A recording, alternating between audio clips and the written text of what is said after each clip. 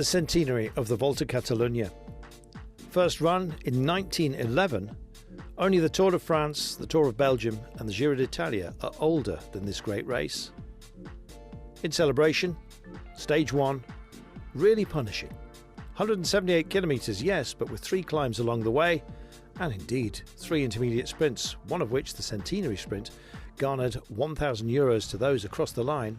It was bound to tempt a breakaway, and we duly got one. Monique from Lotto Soudal, Berhane from Cofidis, Tara May from Intermarché, and Martin from Euskaltel. Well, the chase and the pace was being set by Movistar. Clearly, Alejandro Valverde was feeling on good form and wanted a home win. The breakaway itself started to fracture. Tara May back to the car. Martin starting to chug just a little bit. Berhane, who had taken the intermediate sprints, was left behind by Monique, who was gunning for the Category 1 test and the Mountains jersey. Peter Sagan, who'd had a very busy weekend at Milan-San Remo, clearly still carrying some fatigue. And maybe that was the idea, to push on and leave Sagan in the wake and maybe give Valverde a chance of a puncher's finish. Well, the gap slowly but surely came down. Monique just about crossed the line, freewheeling over it to gain that Category 1 test and indeed the Mountains points therein. He would be in the Mountains jersey, but there was a train coming through, and how would this one be resolved? A long descent of 20 odd kilometres to take us back to the coastline really said a lot about the day. The pace was high, but once we had all regathered with 25 kilometres to go, suddenly there was opportunities for others to push on. The peloton was busy fracturing on the descents.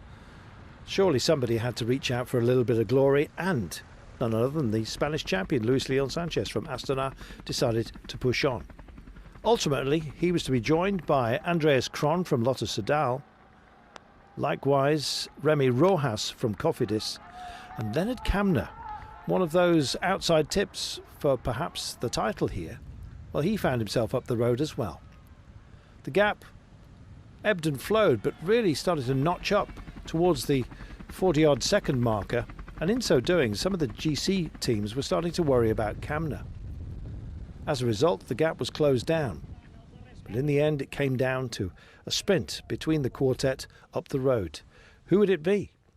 Well, Luis Leon Sanchez, perhaps the favourite here, but those who know Andreas Kron knows he has a kick upon him. And so it was that he came up and round the outside. 4th man in the last 500 metres, but first across the line, denying Sanchez and giving himself the biggest win of his career.